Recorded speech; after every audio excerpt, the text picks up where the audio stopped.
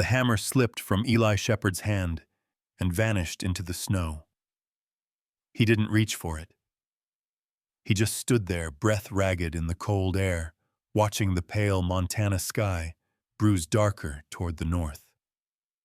The wind carried the smell of it, that metallic bitter tang of a storm not yet born, but already breathing down the neck of the valley. "Dad," the shout came from behind him. "Levi." Eli didn't turn around. His eyes were locked on the distant ridge where the clouds moved not like weather, but like something alive. Heavy, coiled, waiting. "Dad," the support beam dropped again. Eli finally moved, crunching over hardpack toward the half-built section of the maze. His boots punched through a layer of ice just beneath the powder. That was new. The ground hadn't been that brittle yesterday. He crouched beside the post, split halfway down from the pressure of the top slat. Rookie mistake. He hadn't braced it tight enough before the temperature dropped. "Where's Luis?" he asked without looking up. "Back at the trailer, cutting the end pieces. Tell him we need angle braces on this one, or it'll fold when the wind picks up." Levi hesitated. He said, "We're already short. If we use any more of the green pine, the barn connection's not happening." Eli exhaled through his nose a slow white cloud. Choices. Always choices. Freeze the sheep or leave them stranded halfway. "You want me to tell him no, eh?" Eli stood. "I'll deal with it." His back cracked as he straightened. He hadn't slept in more than a few hours at a time since last Tuesday. The ache in his spine was familiar, but the one in his chest was not. It wasn't illness. It was fear. Heavy, silent, and coiled around the ribs like wire. He walked back toward the central corridor of the snow maze boots, dragging passing under crossbeams, still slick from the last frost. The structure rose just 3 feet off the ground, built from salvaged planks and milled pine they couldn't afford. It zigzagged across the pasture, like the bones of some buried serpent, a winding wooden path that made no sense to anyone but him. And even he was starting to question it. From behind him, Luis Ortega stood with a box of bolts slung under one arm and a power saw dangling from the other. His breath steamed in short bursts through his scarf. "We got maybe 5 good posts left," Luis said. "After that, we're into bowed boards and softcore junk." "Use them anyway," Eli said. Luis raised an eyebrow. "You sure I'm not sure about anything anymore? But I know we won't make it through this if we don't finish." Luis nodded and got to work. Levi approached again, slower now.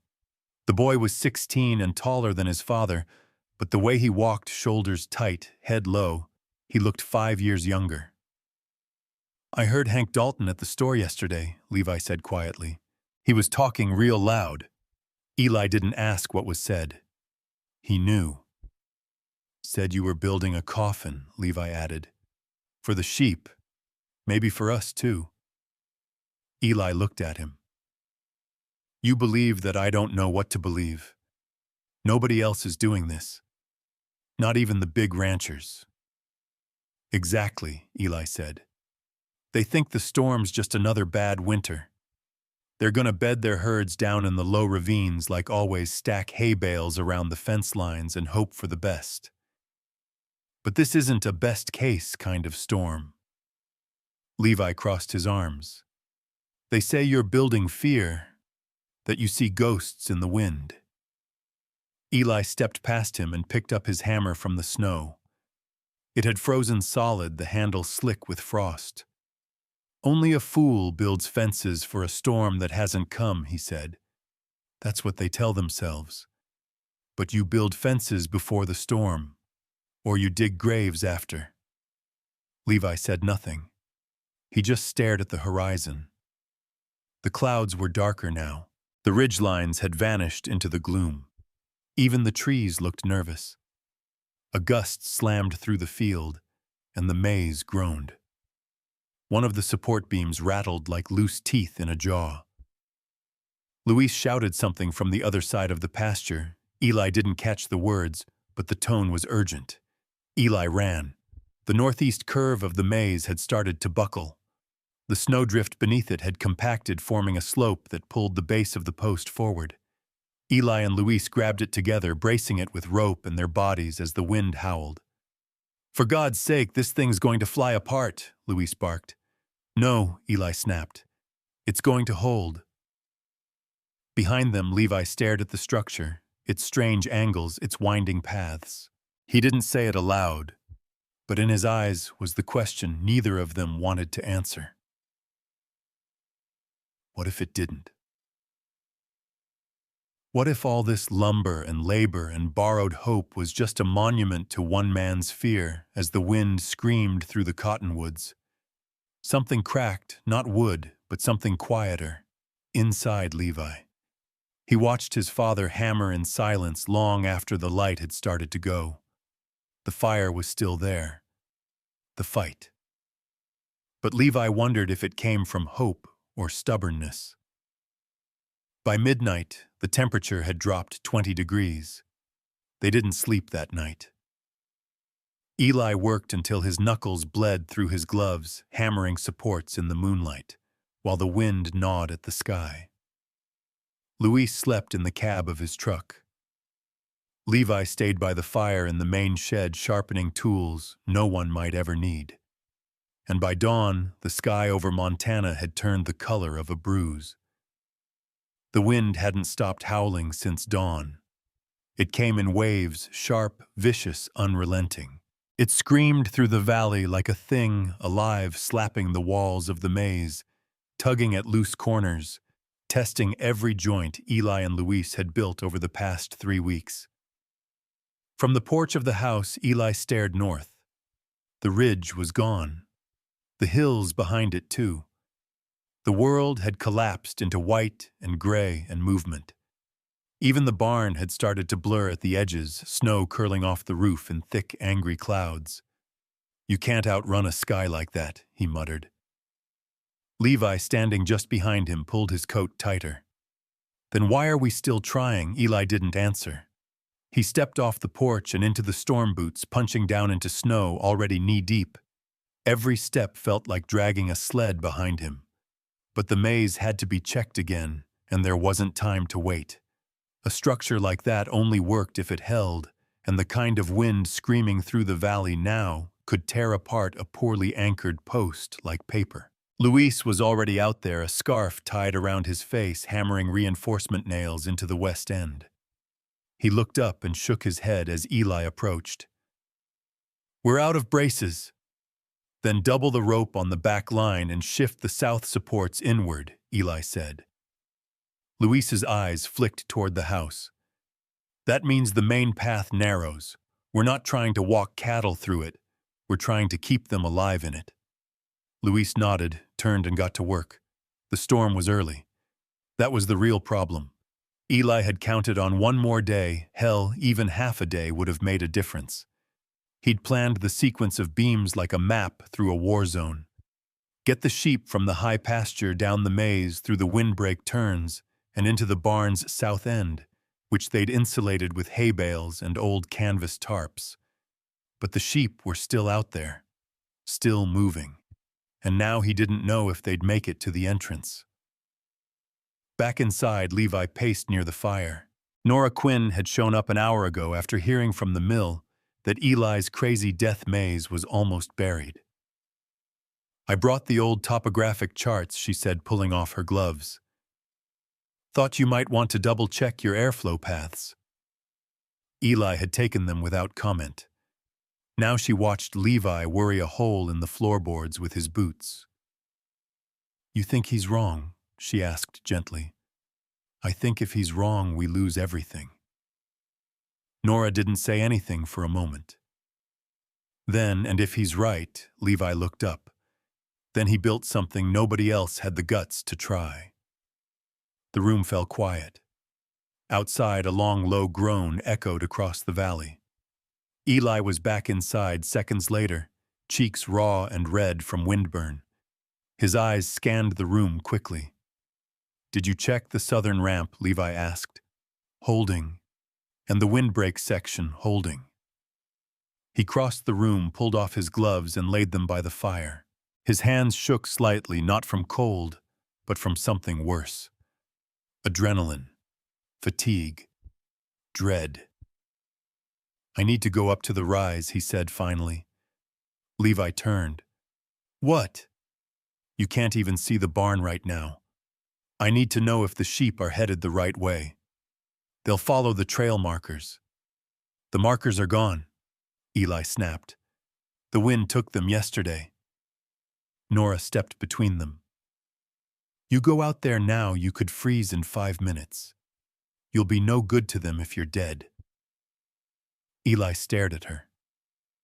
"I know that storm," he said quietly. "I've seen its bones before. It comes fast. Then it settles in like rot. If they don't find that entrance soon, they'll panic. Panic kills more animals than cold ever will." Levi picked up his coat. "You're not going," Eli said. "You can't stop me." "Levi."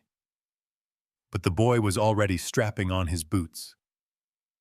Nora put a hand on Eli's shoulder. "He's right."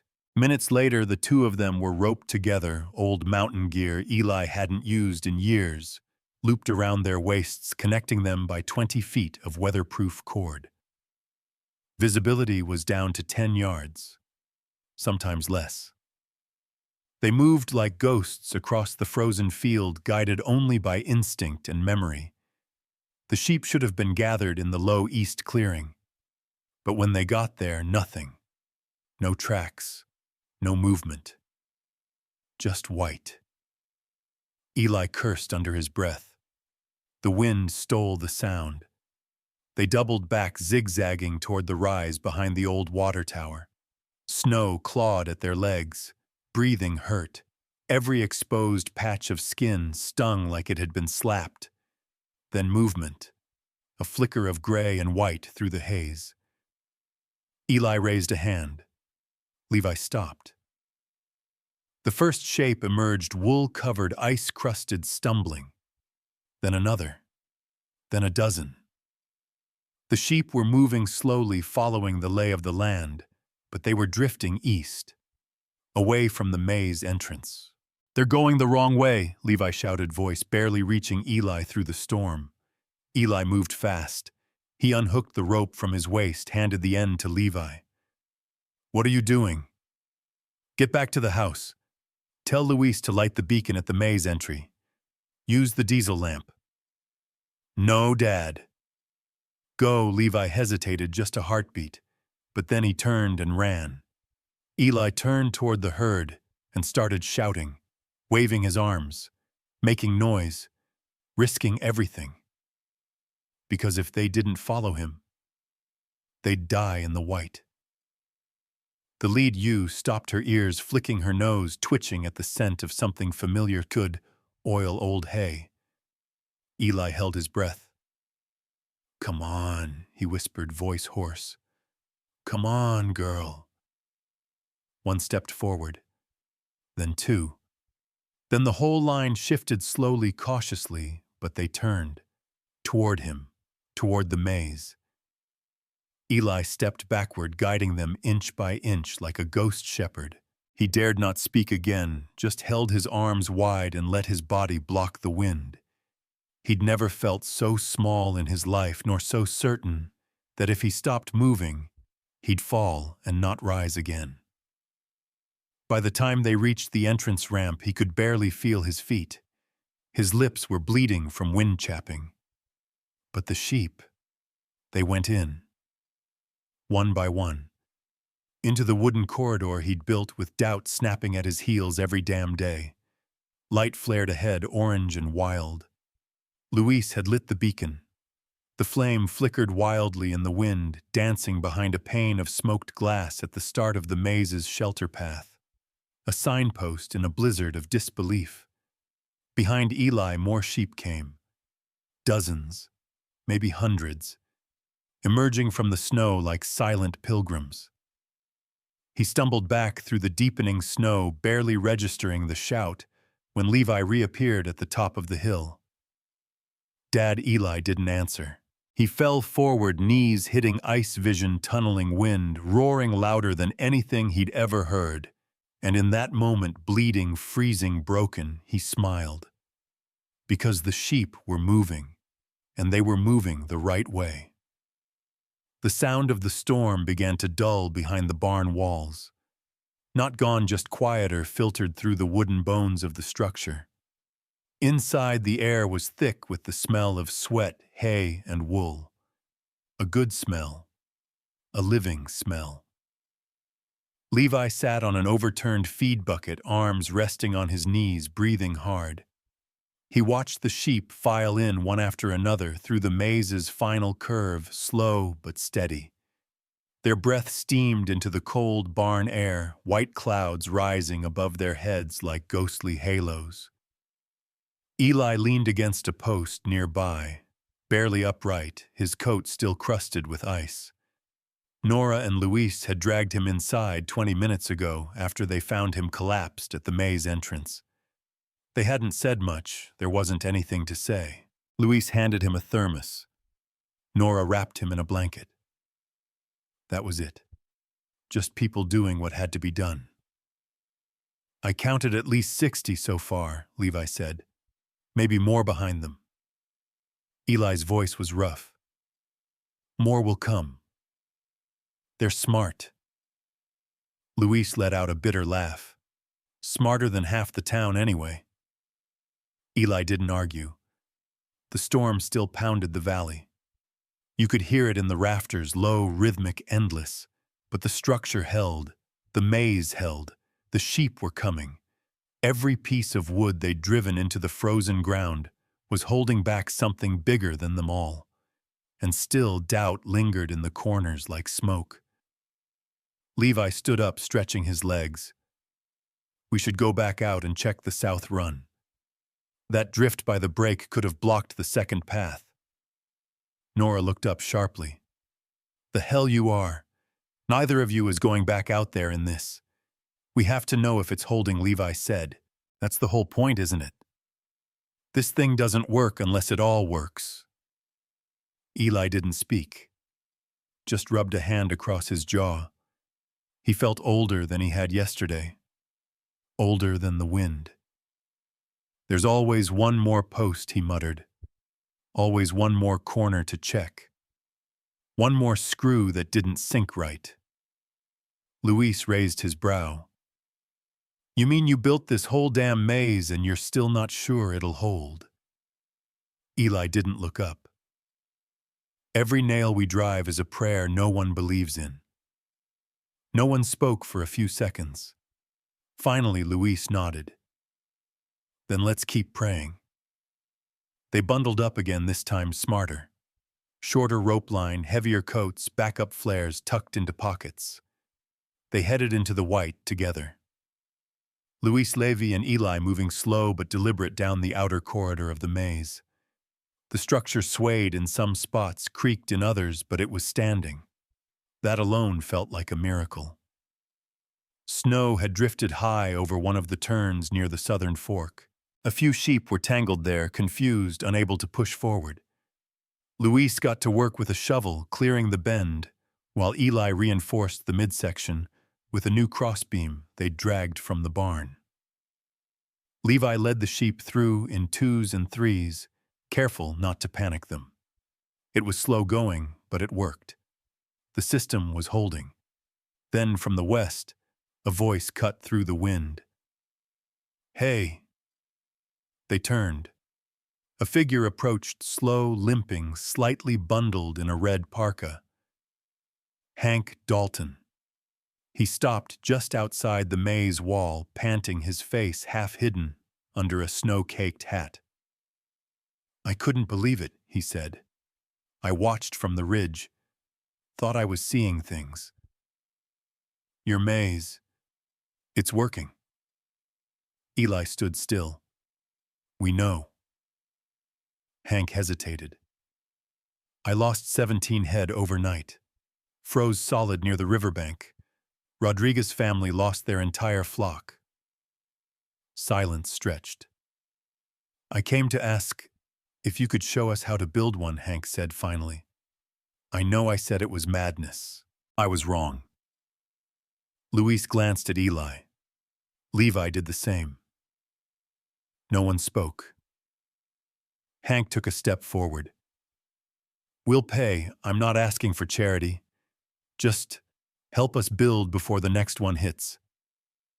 Eli's face stayed unreadable. His eyes shifted to Levi, then to Luis.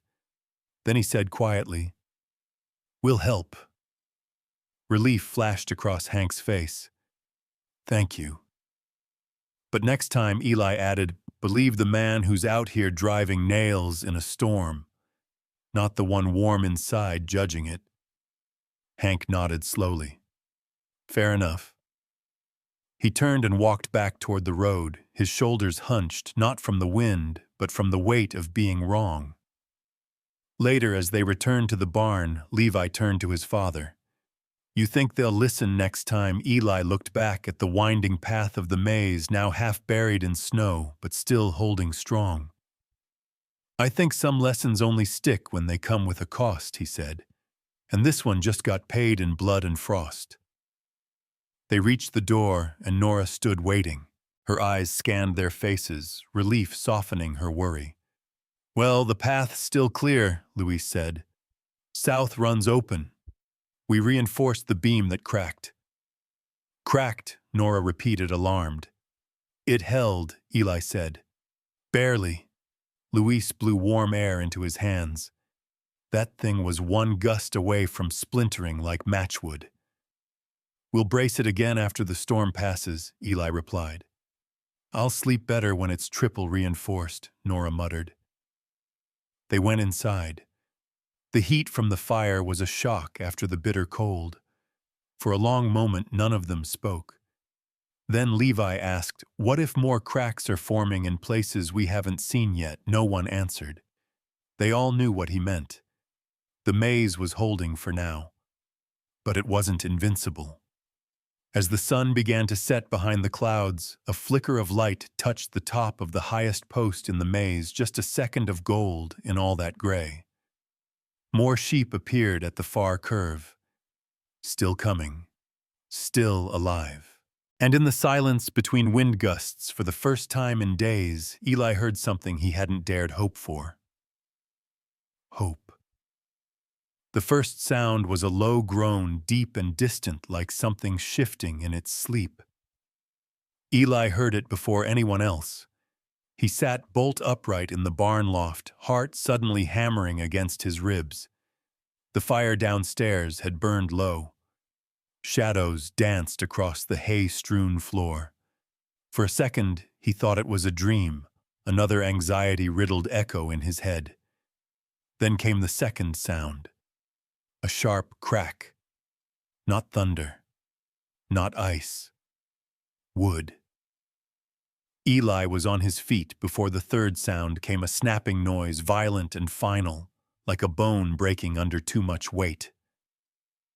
Levi, he shouted as he descended the loft ladder.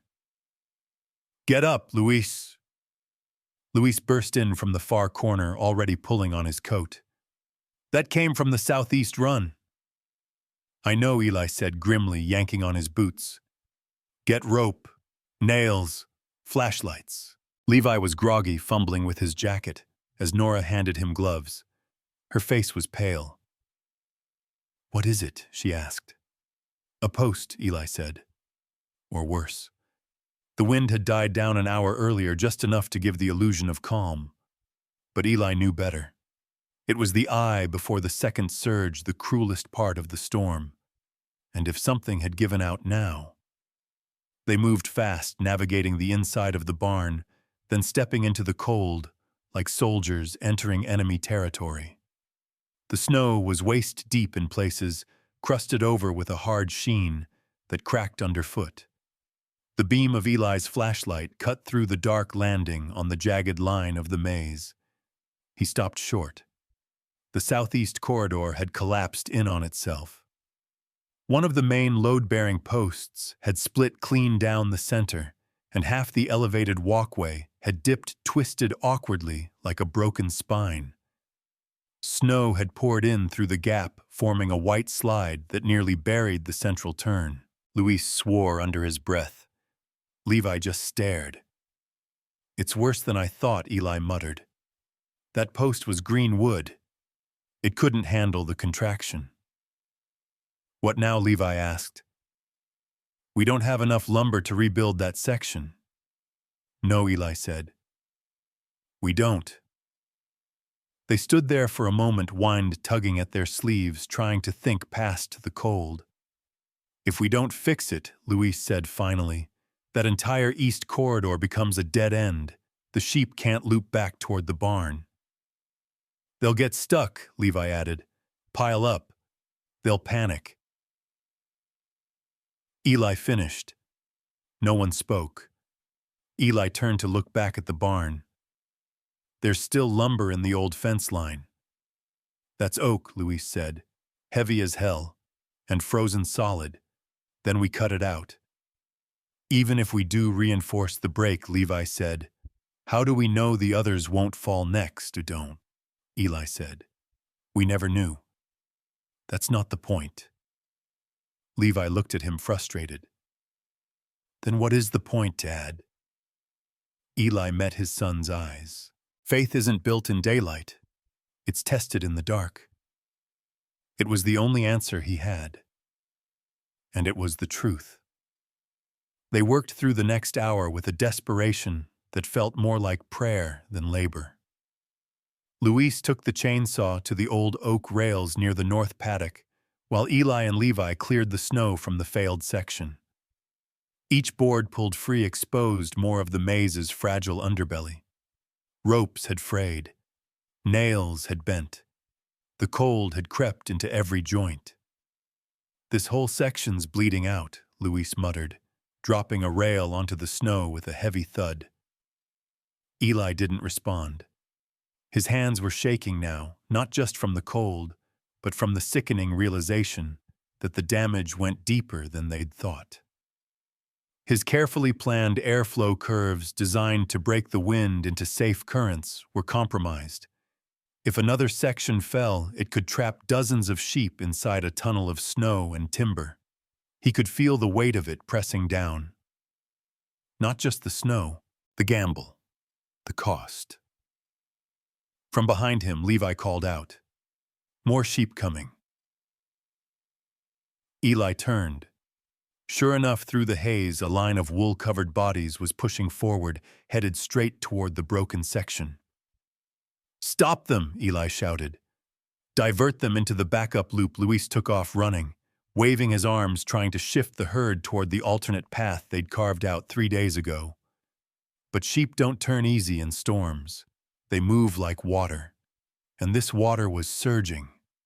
The lead ewe stepped into the collapsed section and dropped legs sliding in the snow. Another followed, then 2 more. A panicked bleating filled the air. Eli's heart clenched. He grabbed a rope, anchored it to the corner post, and jumped into the mess. Snow swallowed him waist-high, then chest-high. He reached the first ewe, hands fumbling to find its legs. It was alive but panicked, flailing. He used his weight to pin it, calming it just enough to keep it from breaking its limbs. Above him, Levi had grabbed the lantern and was lighting a flare. Red light burst against the snow. "Hold still," Levi shouted. Eli didn't have a choice. One by one, Luis and Levi pulled the sheep free. Eli kept moving, kept talking to the animals in a calm voice that masked his own rising fear. They cleared the gap in 10 minutes, but it felt like an hour. By the time they hauled the last ewe out, Eli could barely stand. The maze had held but only just, and the night wasn't over. Levi helped his father to his feet. Eli staggered, snow pouring from his coat, as if it had become part of him. "You okay?" Levi asked, gripping his elbow. Eli nodded, though he wasn't. His legs ached, his lungs burned. But the sheep were safe for now, and that was the only measure that mattered. Luis looked around at the damaged structure. We can't keep doing this all night. The maze wasn't built for patch jobs like this. It was built to hold. Once, Eli stared at the cracked beam still jutting like a broken rib from the walkway's frame. I know, he said quietly, but right now we hold it together with rope willpower and God's grace. He turned to Levi. Go check the side corral. Make sure nothing broke through. Levi hesitated, then nodded. Call if you hear anything shift again. When the boy was out of earshot, Luis stepped closer. We're one storm surge away from this thing turning into a death trap, Eli. You know that, right? Eli didn't answer immediately. He looked up at the dark sky where the clouds rolled low and hard, like the belly of some vast animal. I know, he said, but if we break now, everything we've built dies in the snow. Luis shook his head, then clapped Eli on the shoulder. You're out of your damn mind. But I've never followed anyone into madness with more trust. Eli gave a tired grin. That's because you're just as crazy. Back in the barn, Nora had the fire roaring again. When the men returned, she didn't ask questions, just handed out dry gloves, hot coffee, and silence. The kind of silence that comes with shared survival. Levi came in a few minutes later, face pale. Hank's back, he said. And he brought friends. Eli looked up. How many? Half the valley. Luis glanced out the window. Headlights cut faint lines into the storm. Nora's voice was low. They're not here for coffee. Eli stood. No, they're not. Outside, the wind began to howl again, louder than before, and the maze, fractured, weary, half-reinforced, shuddered in the dark. The knock came just after midnight, hard, quick, and desperate. It rattled the barn door like a gunshot. Luis was the first to react, jumping to his feet with his hand already near the crowbar, leaning by the workbench. Easy, Eli said, holding out a hand. It's not a raid. Not yet.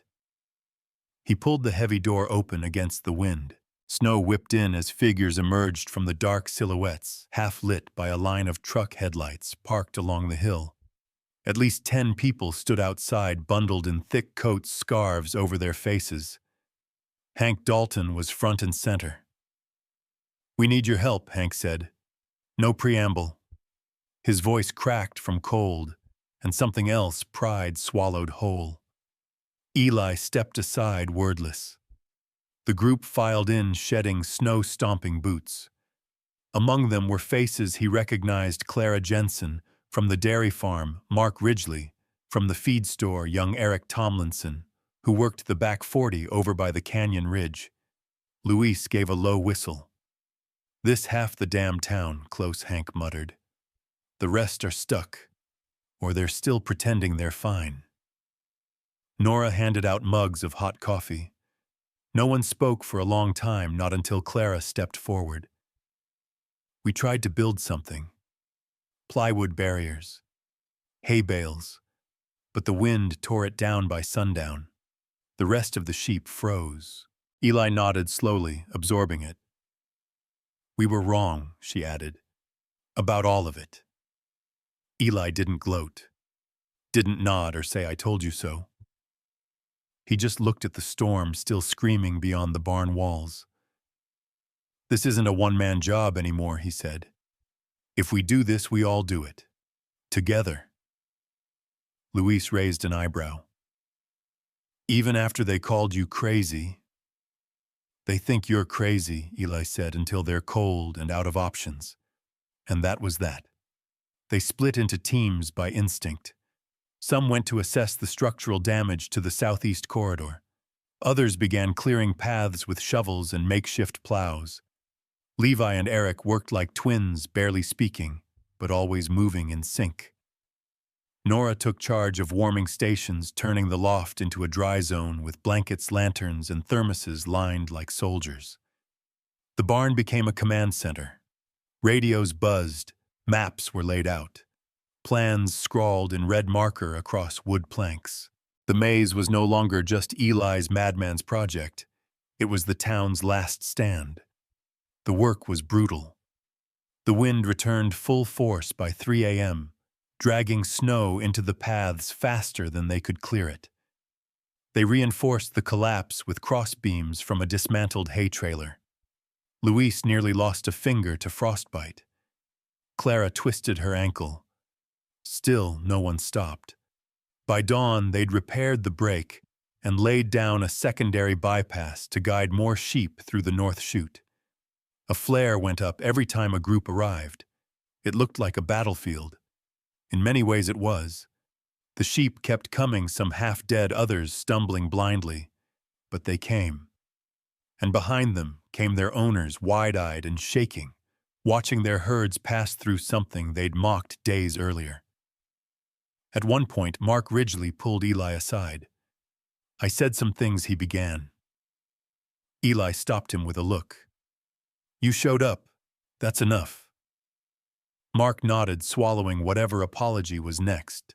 Later that morning, with the storm still roaring and the barn groaning at its seams, Levi asked the question everyone else was too afraid to voice. "Is this going to be enough?" Eli looked around at the maze, patched, crooked, crowded with sheep and people. "I don't know," he admitted, "but I know what happens if we stop." Outside, the temperature dropped again. Luis's breath hung in the air like smoke from a dying fire. He rubbed his gloves together and adjusted the scarf over his mouth, eyes narrowed toward the horizon. "Storm's picking up again," he said to no one in particular. "If it shifts east, we lose the backup path." Eli stepped beside him. "We double wall it now or we lose it before noon." They moved fast, calling out to the others. Hank led a crew to salvage metal panels from abandoned sheds. Nora directed young Eric and a pair of ranch hands to reinforce the posts with iron wire and rope knots thick as fists. People started moving differently now. Not with panic, not even just urgency, but belief. It wasn't about Eli's name anymore. It wasn't about shame or pride. It was about the sheep, the children who depended on them, the land they all shared. It was about survival. Clara, her ankle now braced and wrapped, stood over a heating lamp as she ran point on supply. "We've got 3 hours of fuel for the generators unless someone siphons more from the trucks." "I'll go," said Levi, already grabbing a gas can. Eli opened his mouth to argue, but stopped. "Take Hank," he said instead. "No one moves alone anymore." The change in tone was noticed. Eli wasn't barking orders. He was leading and listening. By late morning, the maze's walls stood twice as high and wide at the weak points.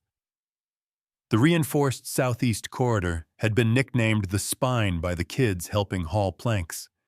It looked like something from a post-apocalyptic movie: rusted siding, mismatched wood rope webbing, strung like a patchwork quilt, but it held. Until a crack split through the east gate. It came like a scream. Wood splintered, and the whole northern fence shivered. One of the cows being herded nearby skidded, panicked, knocking into a corner post. 2 sheep bolted through the side rail, disappearing into the snowblind beyond. "Breach," someone yelled. Eli grabbed a flare and ran Luis and Levi behind him. The side post had snapped near the root, the rot hidden under old bark. The snow that poured in covered the path in seconds. "No one's in that chute, right?" Luis asked, breathing hard. Eli scanned the root flashlight beam bouncing through the white fog. Then he saw it. A small lamb. Trapped. Bleating. It had wandered into the breach unnoticed. The snow was already up to its chest. Eli didn't think. He dropped to his knees and crawled in. Luis shouted after him, "Wait, Eli, it's unstable." But he was already through the gap, reaching the lamb. The snow collapsed more, burying them both in a white wave. The world went silent for a terrifying second. Then Eli's hand burst through the top. He shoved the lamb upward. Levi grabbed it, pulling it free. "Pull him out," Luis yelled. They did. Together. Frozen rope, burns, and all. When Eli finally stood soaked and shaking, he looked around. No one mocked him. No one questioned him. They simply stood taller, worked harder. Faith earned the hard way. Back inside, Nora poured hot broth into Eli's hands herself. "You have frost on your eyelashes." "They're just adding decoration," he said, voice hoarse. She leaned in. "Don't you dare fall apart now." "I won't," he said. But in truth he was fraying, because he knew what was coming next. If this was only the beginning, the maze wouldn't just need wood and rope. It would need a miracle. The silence that followed his words was immediate and full of weight. No one asked what he meant by "finish it." They all knew. The maze had become more than shelter. It was belief nailed into wood, hope framed in cold steel and snow, the only thing standing between survival and disaster. Eli didn't waste time. He went straight to the center corridor, now bowed and sagging, snow pressing in from both sides like a slowly closing jaw. With a crowbar and Levi at his side, he started pulling off the damaged slats fast and hard. Luis and Clara joined without a word. By now, they all worked like muscle memory, no second-guessing, no complaints. Just action. Hours passed. People cycled in and out, but the work never stopped. Nora organized the shifts, making sure no one froze in place. Kids ran supply rope, nails, slats, kerosene lamps. Someone even brought an old church bell and rigged it as a warning system in case of another collapse. Still, Eli felt it, the ticking clock in every gust sharper than the last. "You can't hold back the wind forever," Luis had said, and now it was screaming. At 3 a.m., a fresh wave of snow came like a white tsunami. It buried the west flank in less than 15 minutes. The outer wall snapped like a pencil. "Get out!" Levi bellowed to the workers in that chute. They scattered. One man tripped Mark Ridgely. His leg was pinned under a fallen board. Luis dove back for him, pulling with everything he had. The snow gave way under their feet. "Grab my hand," Eli yelled, lunging in. They pulled Mark free just as the wall collapsed completely, snow pouring into the corridor like floodwater. The bell rang twice. Collapse. Luis rolled out, panting, face red with cold and exertion. "That's it. We lost the West." Eli stared at the pile of wood and snow where a lifeline used to be. For a second, just a second, doubt cracked through him. This was his fault. All of it. He'd built a miracle out of stubbornness. He'd drawn others into it. Now it was falling down on top of them. Nora touched his arm, snapping him out of it. "We need you focused," she said softly. He nodded, jaw tight. "Reroute them, all to the center spine. Double file. No crowding." "It's going to bottleneck," Luis warned. "We let it." Eli replied, "Better slow than dead." Morning threatened the sky, gray light behind clouds like a bruise. Still snowing, still howling. But something had shifted. Not in the weather, in them. People who'd once mocked him now took orders like soldiers. They passed planks down the line. They used church pews to rebuild rails. They pulled frozen sheep from drifts with bare hands. They didn't question. They didn't break. They believed. Near dawn, a teenage girl, Emma, from the Winthrop place, came running down from the ridge with a walkie. "We found 3 more trucks," she said, breathless. "Families inside. Freezing. One's got a baby." "Get them here," Nora ordered. "We'll make space." Eli stared out at the maze, thinking of what Luis had said again. "You can't hold back the wind forever. But maybe, just maybe, you could give it something to tear at besides each other." Inside the barn, sheep huddled close, their breath creating a low fog. The maze's core still held barely, but even that wouldn't last if the snow didn't stop soon. Eli sat on an overturned crate, feet-numb hands trembling slightly from fatigue and cold. Levi walked up, crouched beside him. "You gonna tell me what you're thinking?" Levi asked. Eli rubbed his face. "I'm thinking we can't win this with wood." "Then what, people?" Levi frowned. "Cordon off the entrance," Eli said slowly. "We need to move the animals into the inner ring. Let the outer walls go if they have to. That's the only airflow route left." "I know, but it's also the only part that'll hold." They sat there side by side, watching a storm, no longer trying to be subtle. It was coming for everything. "If we pull them all into the core," Levi said, "we could lose a third of the flock just from trampling." Eli looked him in the eye. "Not if we guide them. Not if everyone guides them." Levi stood, nodded once, and walked off to start the call-out. The bell rang 3 times, new orders. A signal of unity. A signal of risk. Eli watched them come, ranchers, teenagers, grandparents, out-of-town cousins. They lined the maze like human railings, one every 6 feet, arms extended to herd the flow. When the sheep came, there was no panic this time. Just movement. Steady. Surging. And somewhere in the chaos, someone started to sing. A low hymn, maybe from church, maybe from childhood. But others joined in, even over the wind. And for the first time in days, Eli felt warm. Not in his bones, not in his skin, but somewhere deeper. It happened just before sunrise. The wind dropped for only a second, just long enough for the silence to feel unnatural. Then came the sound, a groan deep as thunder. Eli spun toward the south corridor. The spine. It was the last major route left, the only one reinforced with both steel and prayer. He'd built it with desperation and patched it with firewood and scrap. But it had taken on too much. Every rerouted herd had passed through it, every footstep vibrating its bones. The noise came again, wood shearing under weight, a sound so final it silenced even the sheep. Levi was closest. He shouted, "It's shifting. Get out of there." People ran. One man tripped. A woman screamed. Luis grabbed the man by the collar and hauled him through just as the floor of the upper walkway buckled inward. Eli watched it happen in slow motion. The maze, the miracle, folded like a deck of cards. Boards snapped. Snow fell. Dust clouded.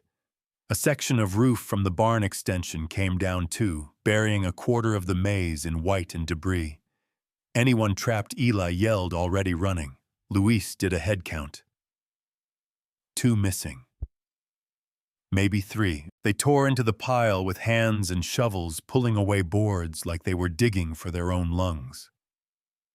Levi found the first, a ranch hand named Corey, dazed, bleeding from a cut on his cheek, but alive. Second was Emma. Her leg was pinned beneath a slat. She was pale but conscious, teeth chattering so hard she couldn't speak. They braced the beam with a crowbar, and Luis lifted while Eli slid her out. She cried out more from cold than pain. "She's in shock," Nora said, wrapping her in blankets. Still, one person was unaccounted for. "Where's Hank?" Levi asked, scanning the crowd. No one answered. Then someone pointed. A hand was visible through the snow, unmoving. Eli didn't hesitate. He dug, ripped, hauled, until Hank's body rolled free. He wasn't breathing. Nora dropped beside him, started compressions immediately. Luis took over at 30. They alternated relentless rhythm without hope. But on the 4th round, Hank gasped. Everyone froze. He coughed once. Then again. Eli sank back into the snow, lungs burning. Some things break, he said, so others don't have to. They got Hank into the barn, warmed his limbs slowly. He drifted in and out, eyes open just long enough to mumble, "I told you the wind would take it." Luis managed a tired laugh. Next time, maybe believe the guy building the maze. Half of the structure was gone now. What remained looked like the skeleton of a shipwreck, walls, crooked ropes dangling. The storm hadn't let up, but something had changed. The collapse had forced a shift in priorities. No one was pretending anymore. The miracle wasn't the structure. It was them. Eli looked around the barn. The place was packed shoulder to shoulder. Not just sheep, but people.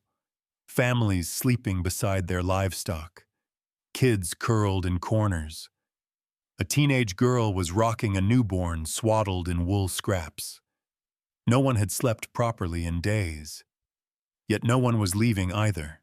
"What's the plan now?" Clara asked, her face half lit by the oil drum fire.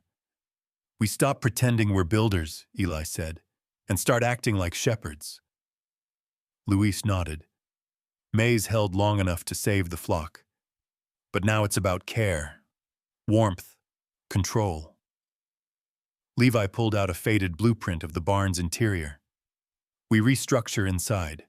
Separate pens. Controlled heat zones. Use bodies as insulation."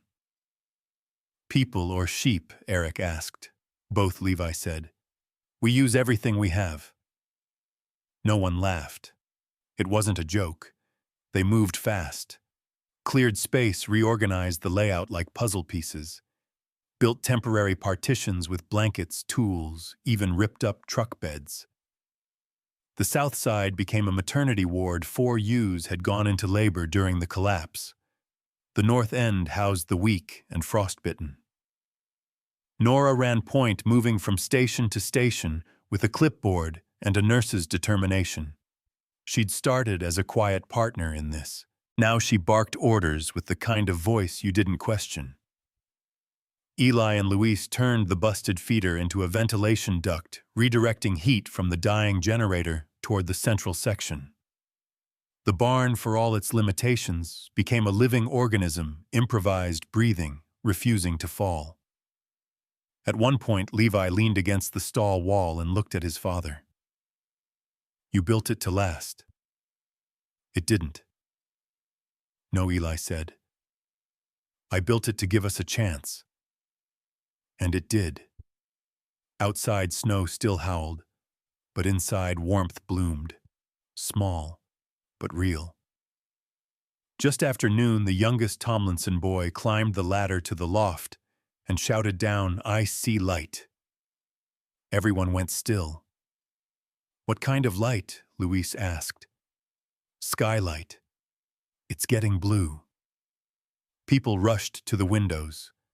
Sure enough, above the ridge, the storm was starting to crack open. Just a sliver, but enough to pour hope through.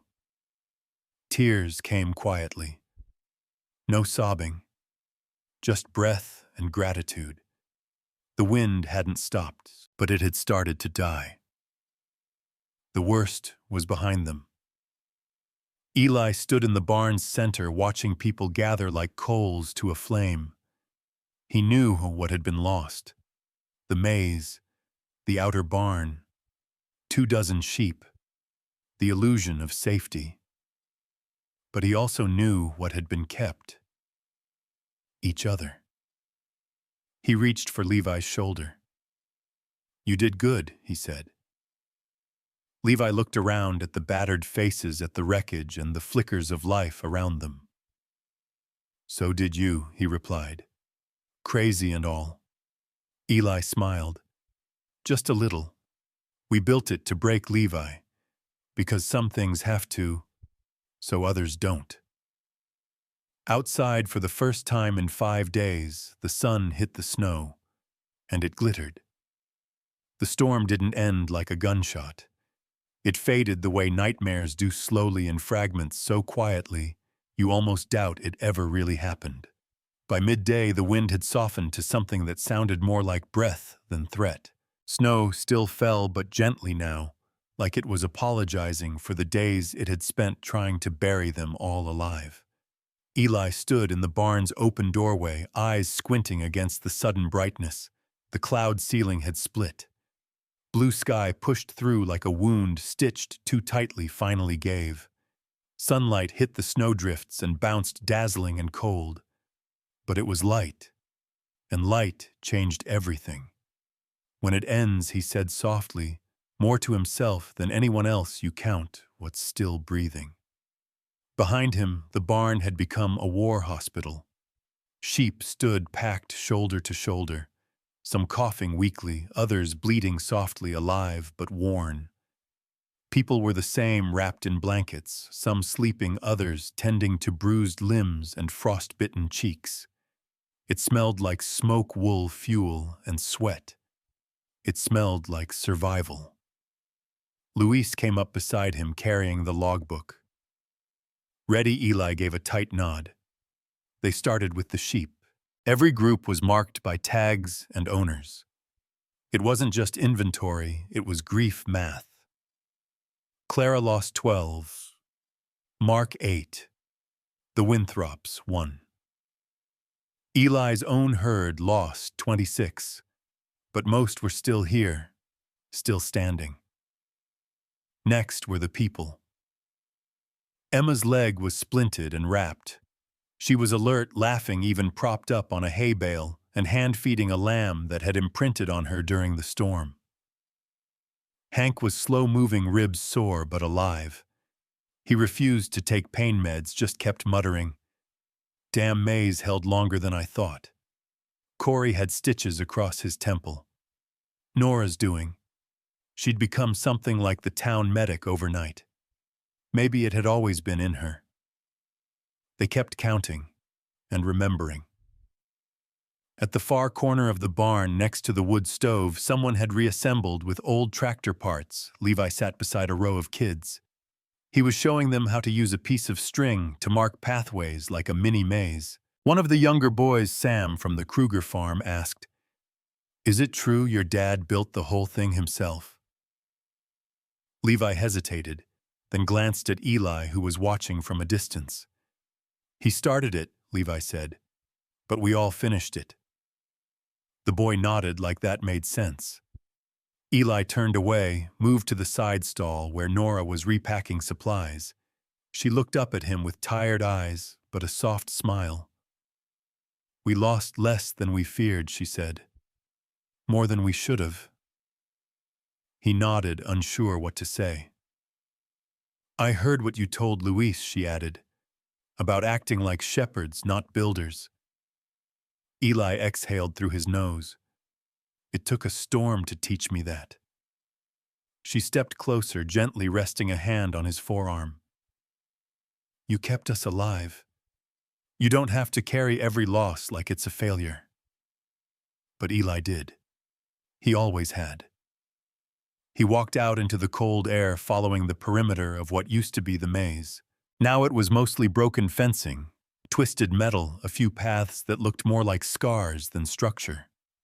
He traced the familiar lines with his boots. Every turn, every post had a memory. He stopped at the collapse site, the section where they found Hank, the place where the spine had broken. The wind whistled through it now like it was singing a song of surrender. Levi joined him, hands in his coat pockets.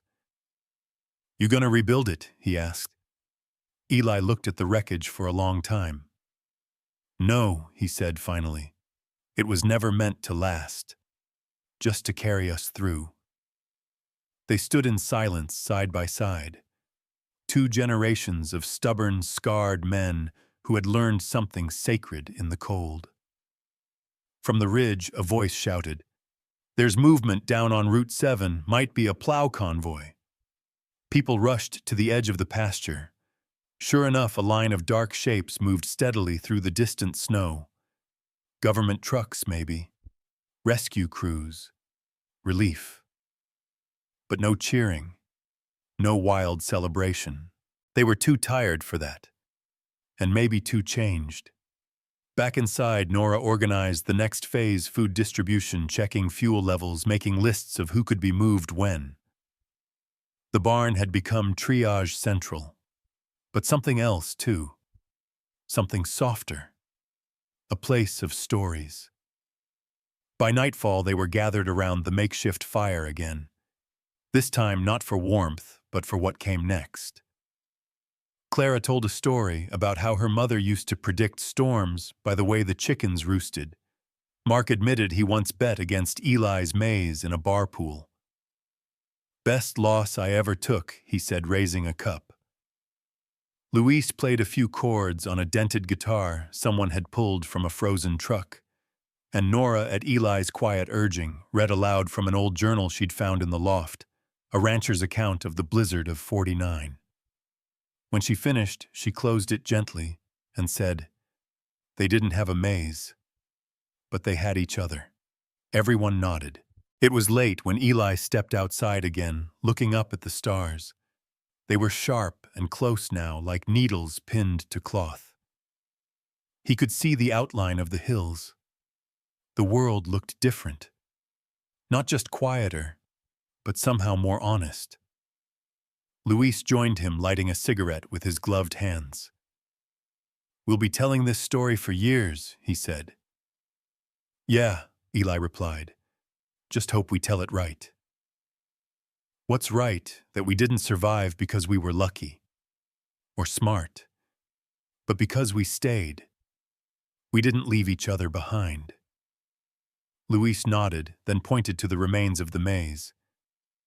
"Still think you were crazy?" Eli smiled faintly. "Absolutely. Still am." They laughed, quiet and real, then fell silent again, not from fear, but from peace. And somewhere from the barn, a lamb bleated softly, alive. The next morning, Eli walked the edge of the maze alone. Well, what was left of it? Every turn used to have a purpose: protection, direction, insulation. Now most of the walls leaned like tired old men, cracked and giving in. But to Eli it was sacred ground.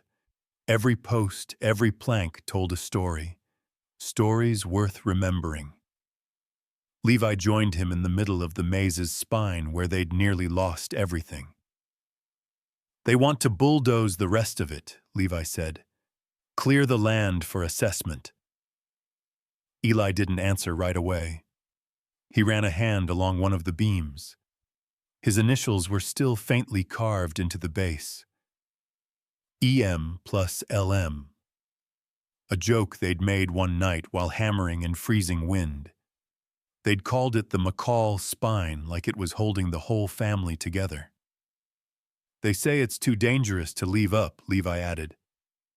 "I know, but this thing..." Eli's voice cracked slightly. "This thing kept people alive when nothing else would." Levi nodded. "So we fight to keep it." "No," Eli said. "We fight to remember it." Back at the barn, a film crew had arrived, local news. Maybe regional, maybe national. No one could tell anymore with all the satellite vans and drones circling the field. One of the reporters asked to interview Eli. He declined. Nora didn't. She spoke plainly about what happened, about how they turned a stupid snow maze into a lifeline, about how people who had written each other off ended up saving each other's lives, about babies born inside haylofts and sheep that survived in record numbers. They filmed her as she stood in front of the barn, the wind lifting her hair, the broken maze behind her like a monument. Later, a young volunteer walked up to Eli holding a map. "We've been plotting where everyone stayed," she said. "We thought maybe you'd want to turn it into something permanent. A record. A memorial." Eli took the map. It was crude, hand-drawn, with notes scribbled on the margins where the Winthrops slept. Nora's birthing zone. Clara's soup station. May's collapse rescue zone. He folded it carefully, tucked it inside his jacket. Not a memorial, he said. A lesson. That afternoon, the first trucks rolled out, families going home or what was left of it. They hugged each other, promised to keep in touch, exchanged addresses like they'd just finished summer camp, instead of surviving a blizzard that nearly wiped them out. Before Luis left, he handed Eli a photograph, grainy, taken on an old Polaroid someone had stuffed in a supply bag.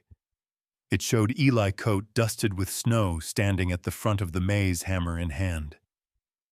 "You built something people will talk about for years," Luis said. "I built something that fell down." "And saved everyone before it did," Luis added. "That part matters more." By nightfall, the barn was quieter than it had been in days. Just a few people remained, those without homes to go back to, or those waiting on family to be found.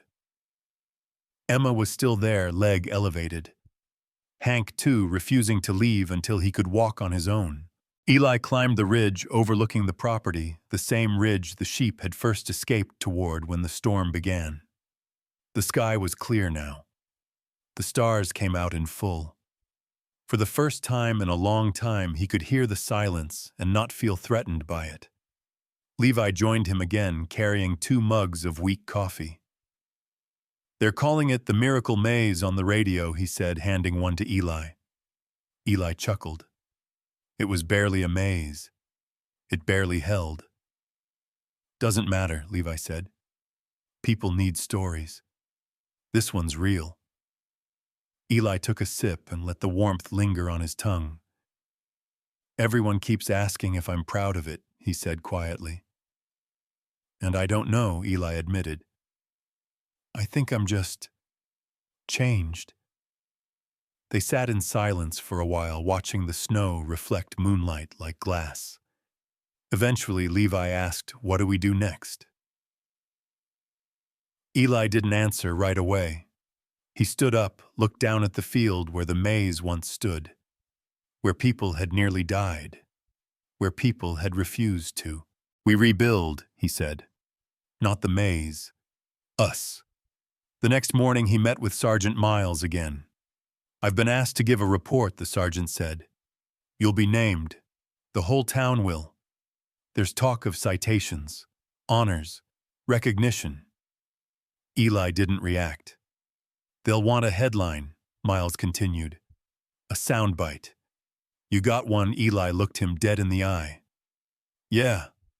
He held out the same splintered beam from the maze, the one he'd been carrying every day since.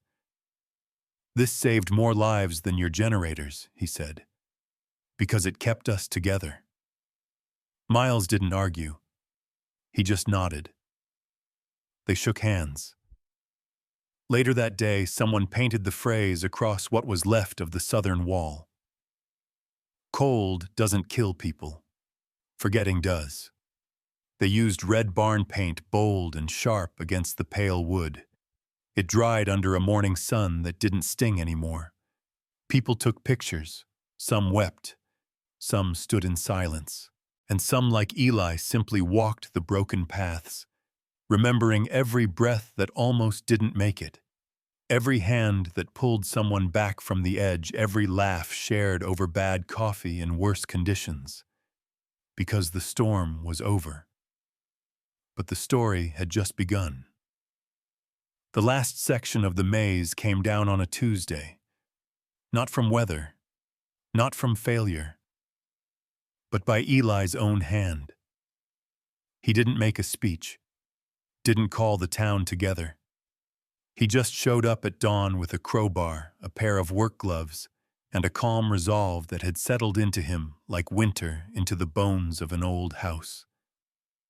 Levi was already there, stacking salvaged wood. They didn't speak at first. The silence between them was easy now, not avoidance, just understanding. Eli ran his hand over the final beam, the one that had marked the maze's eastern gate. "You sure about this?" Levi asked. Eli nodded. "Some walls are meant to fall, so we learn how to build better ones." He yanked the first board. It cracked loud as a rifle shot. The rest followed in a slow, creaking rhythm. Within an hour, the last standing corner of the miracle maze was a pile of wood nails and memory. They burned what couldn't be reused, stacked the rest by the barn for whatever came next.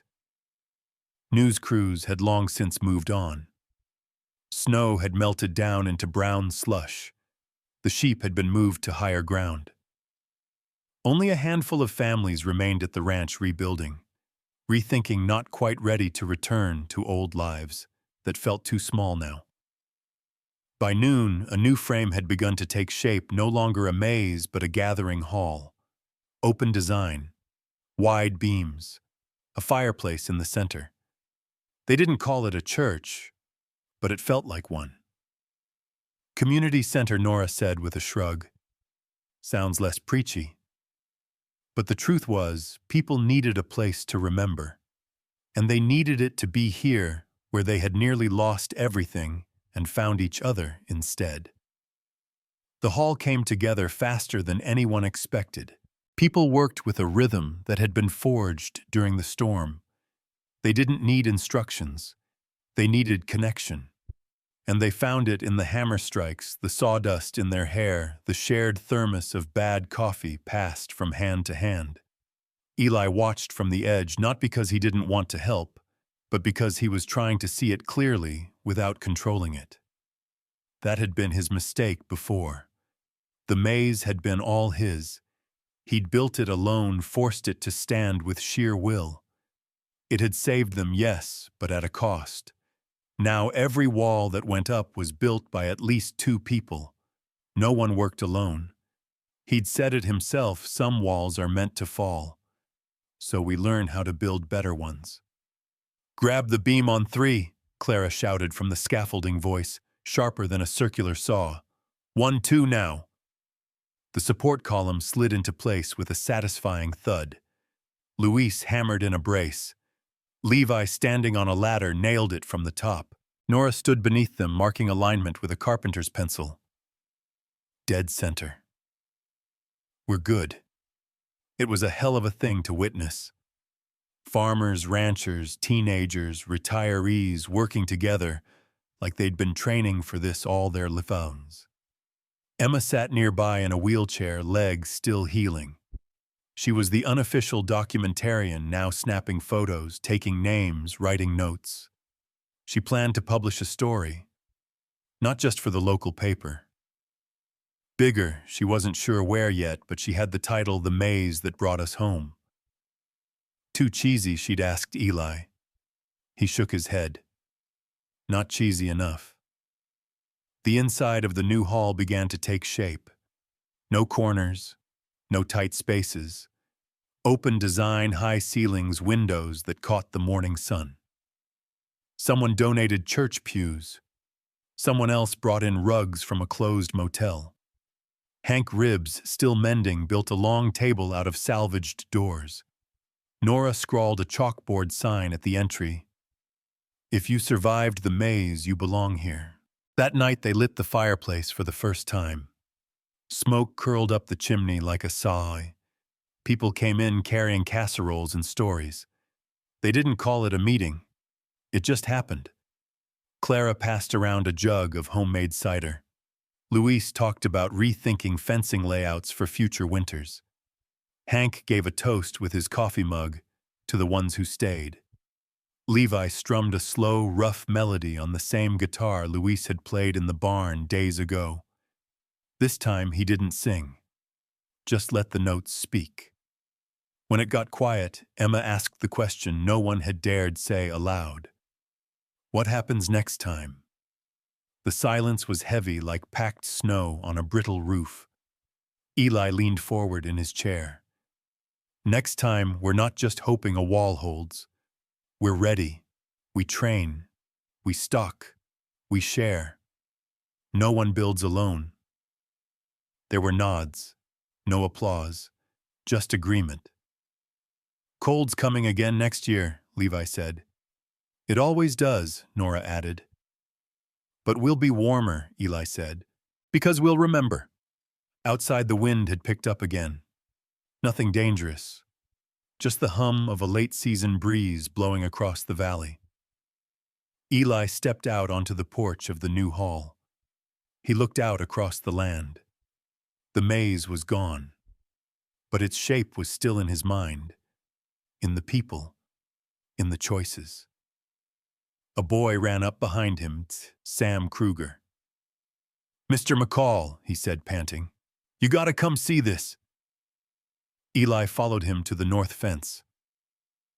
There, in the fresh snow that had fallen quietly while they worked, was a trail. Not a random track. A path. Worn, beaten down. A perfect loop around the barn with turns that mirrored the old maze. "Did someone walk that?" Levi asked, appearing behind him. "No," Sam said. "The sheep did. On their own." Sure enough, the herd had created a route, instinctively moving along the same paths that had once led them to safety. Eli smiled. They remembered. Nora laughed softly. "Smart creatures." Levi looked at his father. "You going to draw it again? Rebuild it?" Eli shook his head. "No. But I might frame it." They stood there for a long moment, watching the flock move unbothered by the wind. It wasn't a miracle anymore. It was life. At dinner that night, someone asked Eli if he was staying on the ranch. "Where else would I go?" he said. Emma raised a brow. "You don't want to take a break, travel?" "You could write a book," he chuckled. "I've got fences to fix." "You're a little bit famous now, you know," Luis added. "Maze man." Eli winced. God, don't let that stick. But secretly, he didn't mind. Later, when the fire had burned low and only a few candles flickered in the windows, Eli walked the perimeter one last time. The snow was thin now, melting at the edges. Spring was fighting its way in. He stood near the old east gate again, the place where the maze had started. In his pocket, he still carried a nail from the original frame. Bent, rusted. He knelt down and drove it into the earth. A seed. A marker. Not to rebuild, just to remember. Then he walked back to the hall, the wind at his back, the valley quiet, the stars out again. And behind him, the snow began to fall, not heavy, not threatening, just enough to leave a trail. Mud season came early. It seeped into everything, boots, truck tires, the seams of the new hall. The snow had barely melted, and already the ground was trying to swallow what was left behind. But no one complained. After months of survival mode, wet socks and dirty jeans felt like luxuries. Eli spent his mornings walking the perimeter. Not out of habit, not anymore. It was something else. A ritual. As if tracing the edges of the land helped him understand what had changed inside him. He wasn't the same man who built that maze. That man had worked to keep the world out. This one knew the only thing worth building was something others could enter. One morning he stopped near the old livestock pen and found Luis hauling lumber. "Thought you'd be halfway to New Mexico by now," Eli said. Luis grinned, sweat already soaking through his collar. "Had a few people ask if I could help build a proper training shelter. With a kitchen, a wood stove, sleeping bunks. Sounds like a big project." "Yeah. But I figured, if we're gonna survive the next storm, might as well do it like we mean it."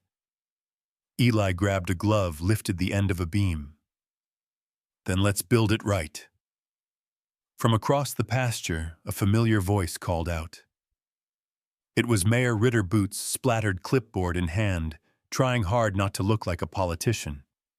Behind him were three men in clean jeans and clean hands. "Consultants," Eli the mayor said. "We've got a proposal." And just like that, it began again. The question of what the storm had left them, and who had the right to decide what came next. Because the truth was clear, and it carried the weight of the chapter's quiet revelation. We didn't survive the storm. We changed in it. The consultants came armed with buzzwords and blueprints, terms like revitalization, tourism, potential federal grants. They unfolded maps on the hood of Ritter's truck, pointing out what they called opportunity zones. Eli crossed his arms. You want to put a lodge where the barn is? An eco-lodge, one corrected. High-end, green certified, solar-powered, with winter resilience upgrades and full-time staff, and the training center. We'd fold that into the guest education program. Survival tourism is a growing niche. Levi, who had just arrived, raised an eyebrow. Survival tourism.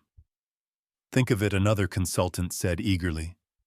Guests pay to spend a night in a replica of the maze. We tell the story. We sell the myth. Nora arrived in time to hear that last sentence. It wasn't a myth, she said. It was survival. It was real.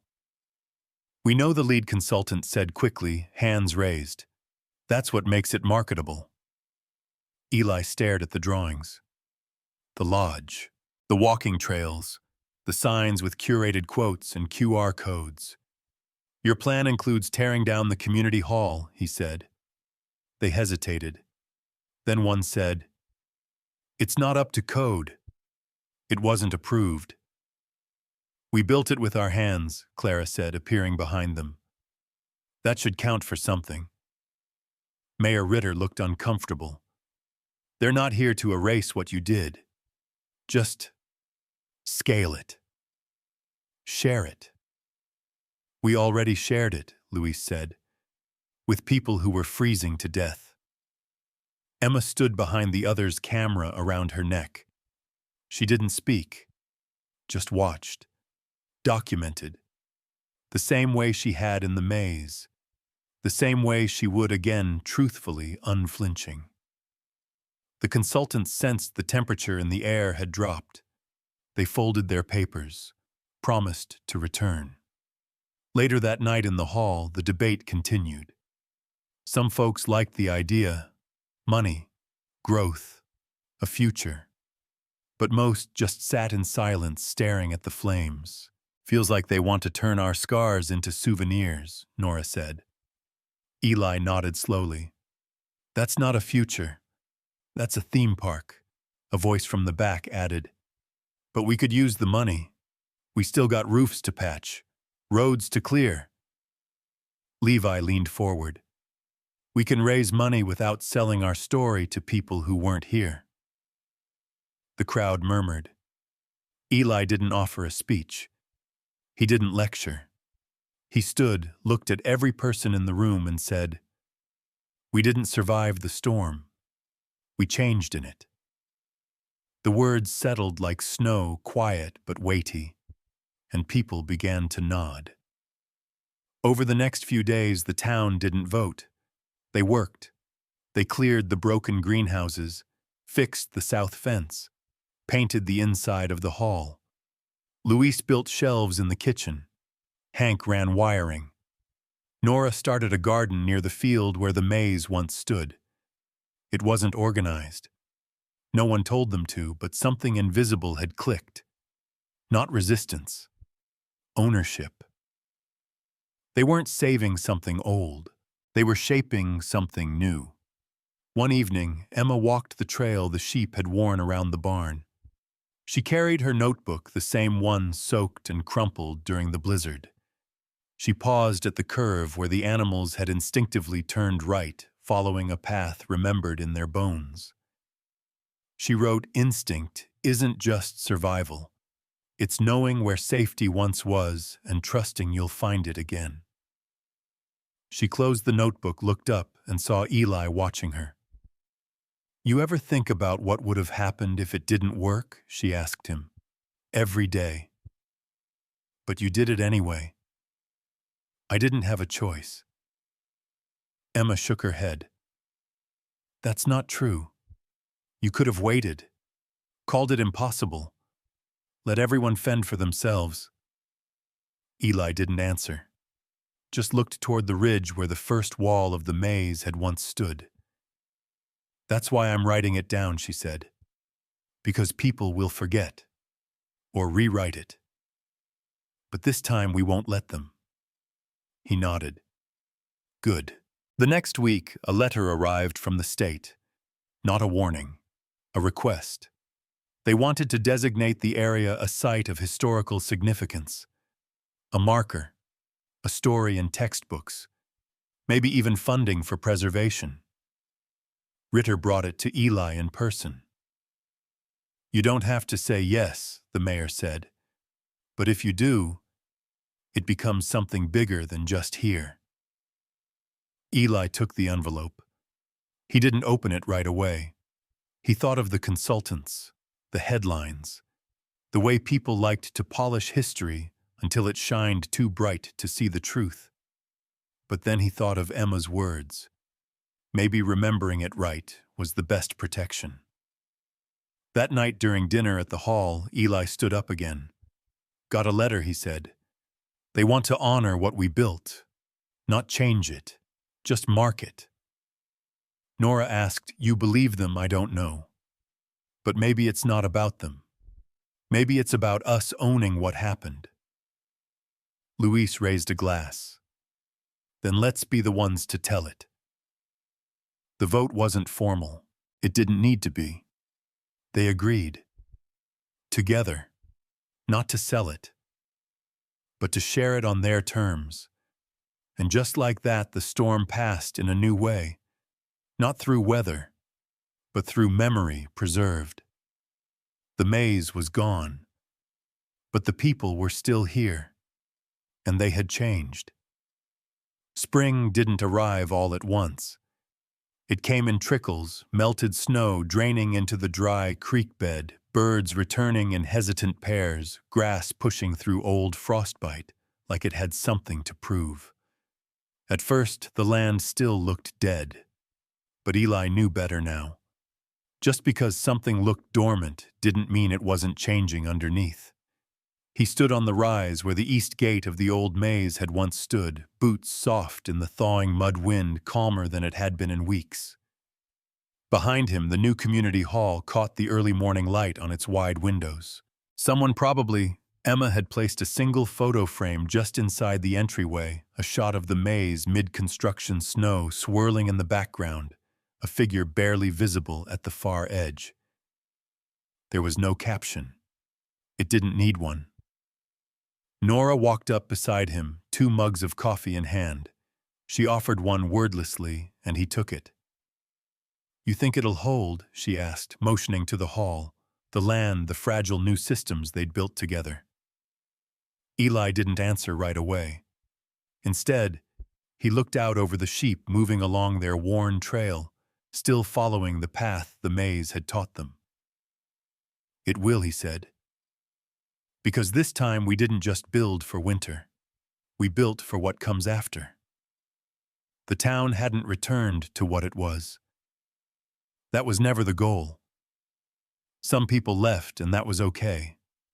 But those who stayed had roots deeper than before. They rebuilt the general store, set up a seed bank. Kids learned basic carpentry alongside math. No one mocked backup generators anymore. And maybe most importantly, nobody forgot. Legacy doesn't ask for attention. It grows where you plant it. Emma's article had finally been picked up by a national magazine of all places. The editors changed the title, of course, called it "The Ranch That Outsmarted the Cold."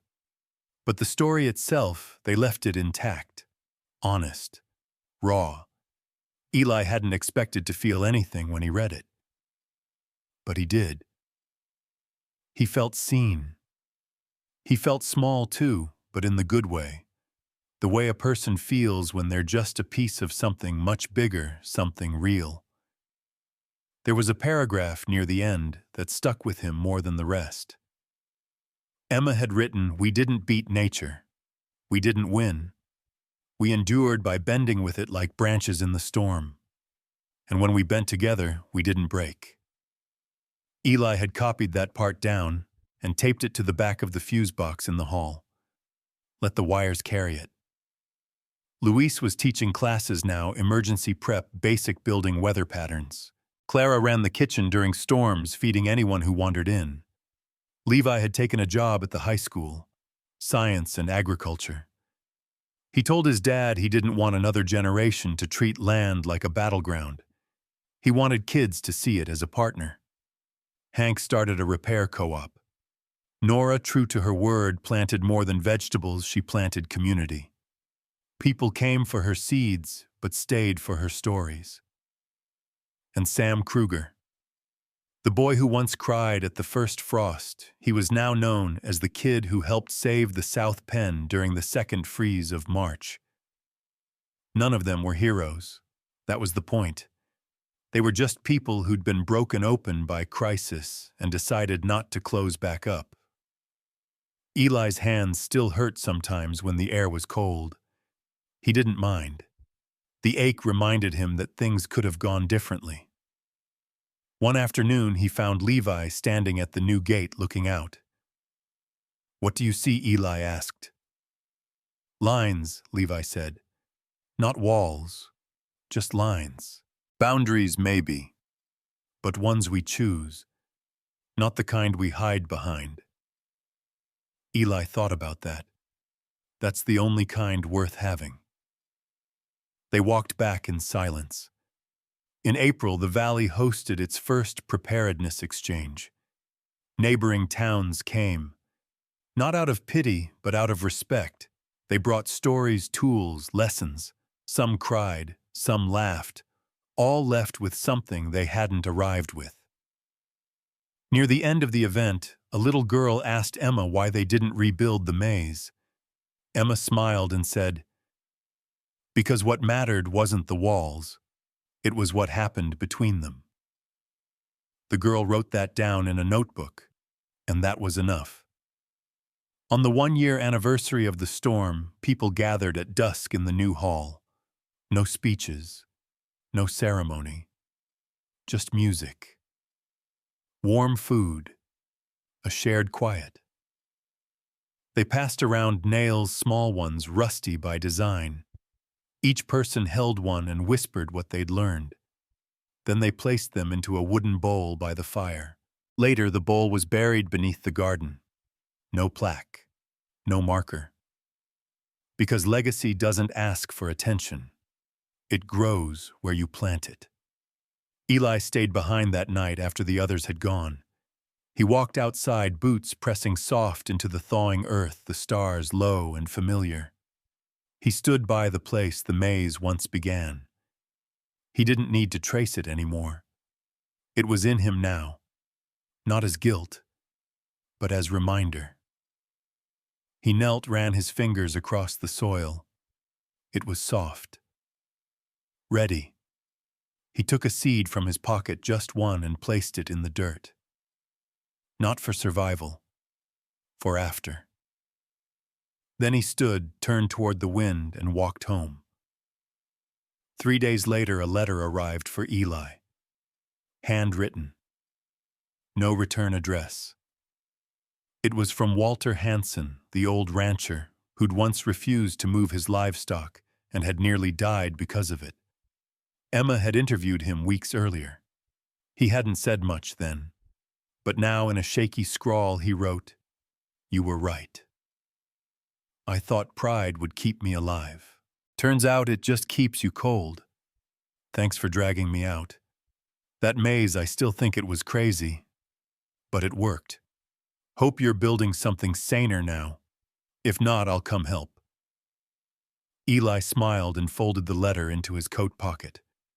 He didn't respond. Some messages didn't need replies. In May, the first wildflowers appeared along the sheep trail. Kids picked them and wove them into a wreath, which someone hung on the community hall's door. No one took it down. The weather held. The land breathed easy. And for the first time in a long time, Eli did too. He met Emma by the east fence one morning. She was holding a copy of the magazine, creased and well-read. "They want to send a camera crew," she said. Film a documentary. Eli didn't even blink. You gonna let them only if we tell it our way? He nodded. Then do it. Think they'll care about rusty nails and hand-dug trenches? They will, if they understand why they mattered. Emma grinned. You're better at this storytelling thing than you think. I'm just better at remembering what counts. The sheep grazed quietly nearby. Emma looked at them, still walking the old path. Eli shook his head. Nah, that's a new path now. Same shape maybe, but it's theirs, and that was the truth of it. Legacy isn't something you build so people will see it. It's what they feel when they stand where you once stood and choose to keep walking.